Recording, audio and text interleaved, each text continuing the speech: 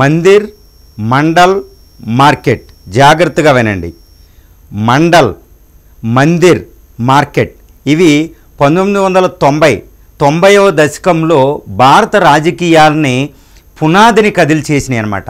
ఈ భారత రాజకీయాలు ముఖ్యంగా మండల్ కమిషన్, ఇది ఓబీసీ పాలిటిక్స్కి సంబంధించిన విషయం అనమాట. ఓబీసీ పాలిటిక్స్ మండల్ కమిషన్ అప్పుడు విశ్వనాథ్ ప్రతాప్ సింగ్ గారు వేశారు. ఈ మండల్ కమిషన్ ఏం చేసిందంటే భారత జాతీయ కాంగ్రెస్ ఎన్నో దశాబ్దాల పాటు భారతదేశాన్ని ఏలిన కాంగ్రెస్ పార్టీని అస్తవ్యస్తం చేసేసింది. అంతే, సంకీర్ణ యుగం ప్రారంభమైపోయింది. 2014లో బీజేపీతో మళ్ళా ఏకపార్టీ అధికారంలోకి వచ్చింది. ఇప్పుడు ఎక్కడ పోతే అక్కడే వెతుక్కోవాలనే ఒక సామెతని రాహుల్ గాంధీ గారు పట్టుకున్నారు. అందుకే ఎక్కడైతే మండల కమిషన్ ద్వారా రాజీవ్ గాంధీ తర్వాత మండల కమిషన్ ద్వారా ఆ అస్తిత్వం కాంగ్రెస్ కోల్పోయి చిన్న పార్టీగా మిగిలిపోయిందో ఇప్పుడు అక్కడే వెతకడం మొదలుపెట్టారు. అందుకే ఆయన తెలంగాణలో క్యాస్ట్ సర్వే చేపించారు రేవంత్ రెడ్డి గారితో. అందుకే వెంటనే ఏం చేశారు, 42% రిజర్వేషన్ ఇమ్మని రేవంత్ రెడ్డి గారు వెళ్ళి పార్లమెంట్లో చట్టం చేయమంటున్నారు, 9th షెడ్యూల్లో పెట్టమంటున్నారు.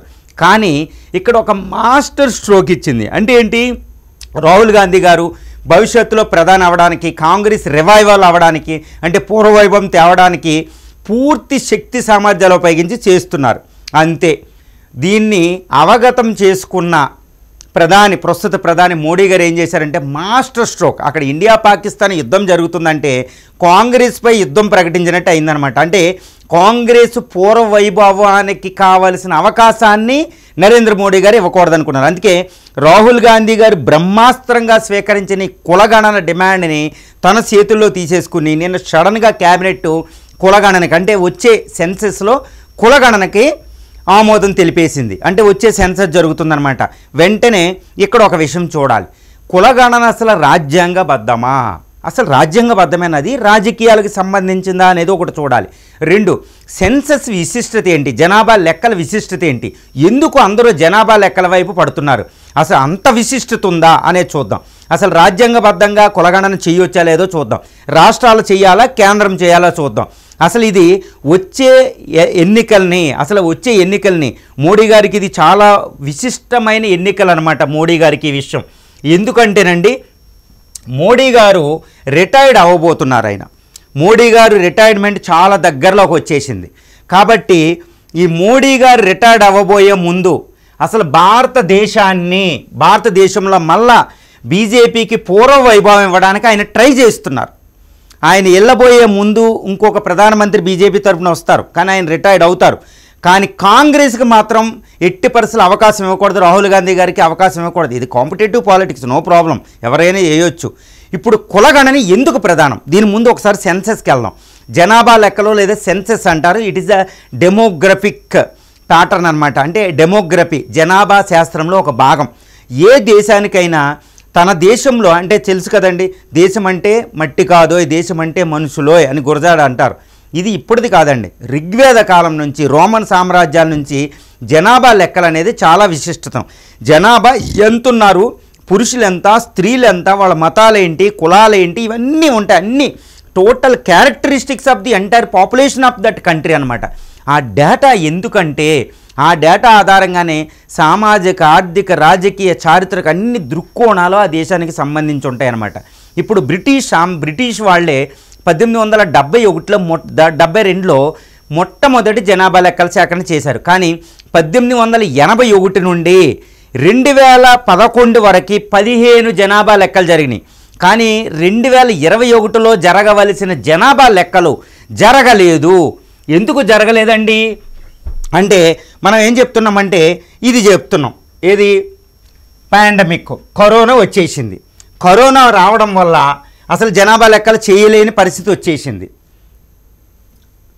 కరోనా రావడం వల్ల జనాభా లెక్కలు చేయలేని పరిస్థితి భారతదేశానికి దోపరించింది. ఇక్కడ ఒక విశిష్టమైన విషయం ఉందండి, చాలా చాలా సర్ప్రైజింగ్ విషయం ఉంది.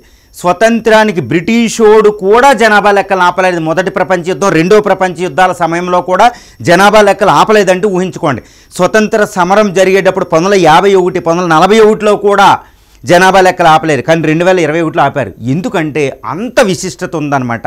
ఎందుకంటే జనాభా ఎంత ఉంది, పేదలు ఎంత, వీళ్ళెంత, ఏ మతాలు ఎంత ఉంది, ఓకే వీళ్ళెంత అనేది తెలియకపోతే భారత ప్రజాస్వామ్యం కాదు, భారతదేశ అభివృద్ధే కుదరదు. ఇప్పుడు ప్రధానమంత్రి కానీ చీఫ్ మినిస్టర్ కానీ క్యాబినెట్ సమావేశం పెట్టారు, ఏదైనా పాలసీ చేస్తున్నారు, లేదా పార్లమెంట్లో డిస్కస్ చేస్తున్నారు. ఫస్ట్ వాళ్ళ చేతిలో ఉండవలసింది ఏంటంటే జనాభా ఎంత, ఎవరెంత, ఎక్కడెక్కడున్నారు, ఏ కాలంలో ఉన్నారు, ఇవన్నీ తెలిస్తేనే వాళ్ళు ఒక అభివృద్ధికి సంబంధించిన విధానాలే రూపకల్పన చేయగలుగుతారు. అంత విశిష్టమైనది సెన్సస్ జనాభా లెక్కల. ఇప్పుడు అది ఆగిపోయింది. అది 2021లో జరగలేదు, ఇప్పుడు 2025లో చేస్తున్నారు. ఇప్పుడు స్త్రీలకి ఇప్పుడు పార్లమెంటు చట్టసభల్లో రిజర్వేషన్ దాని మీద ఆధారపడింది. వచ్చే పార్లమెంటు శాసనసభలకి ఎన్నెన్ని లోక్సభ స్థానాలు, శాసనసభ స్థానాలు ఉండవలసింది డీలిమిటేషన్ కూడా దాని మీద ఆధారపడి ఉంది. సో ఈ సమయంలో మాస్టర్ స్ట్రోక్ ఏంటంటే కులగణనే. ఇప్పుడు బ్రిటిష్ వాడు కులగణనకి చేసేవాడు 1931లో మొట్టమొదటిగా వాడు చేశాడు. దాని ఆధారంగానే ఓబీసీ పాపులేషన్ ఉంటుంది, ఇది ఉందని తెలిసింది.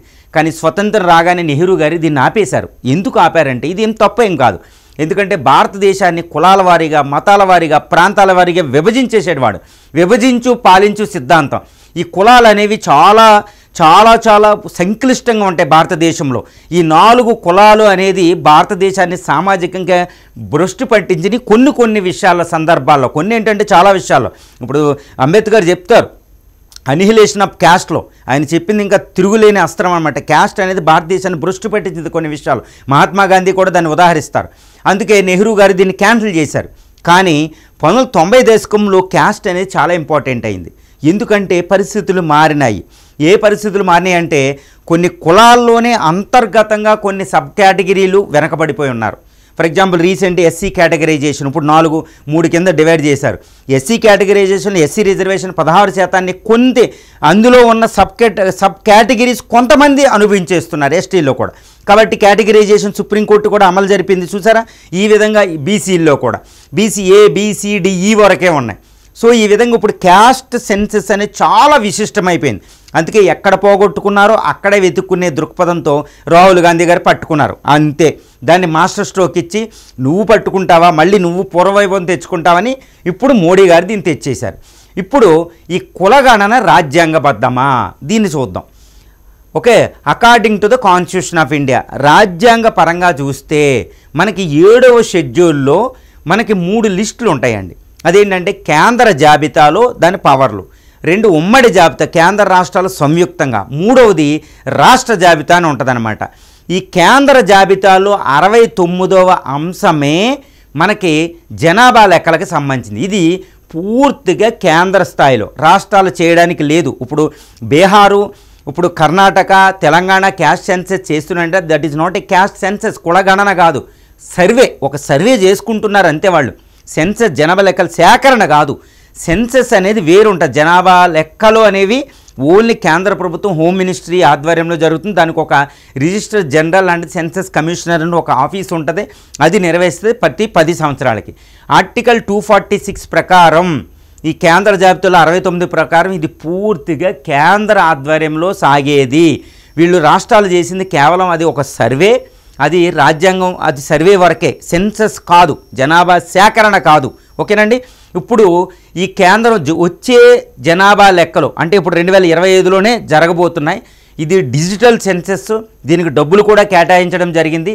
ఇందులో ఒక ప్రశ్న, మీ కులం ఏమిటి, మీ కులం ఏమిటి అనేది పెడతారన్నమాట. దీన్ని బయటికి ఇవ్వడమా ఇవ్వకపోవడమా అనేది గవర్నమెంట్ పూర్తి కాన్ఫిడెన్షియల్, ఈవెన్ కోర్టులు కూడా ఇవ్వనవసరం లేదు గవర్నమెంట్. కానీ ఇప్పుడు రిలీజ్ చేస్తారు. అంటే వచ్చే ఎలక్షన్కి ఈ కులగణన అనేది చాలా పెద్ద విషయం అవబోతుంది.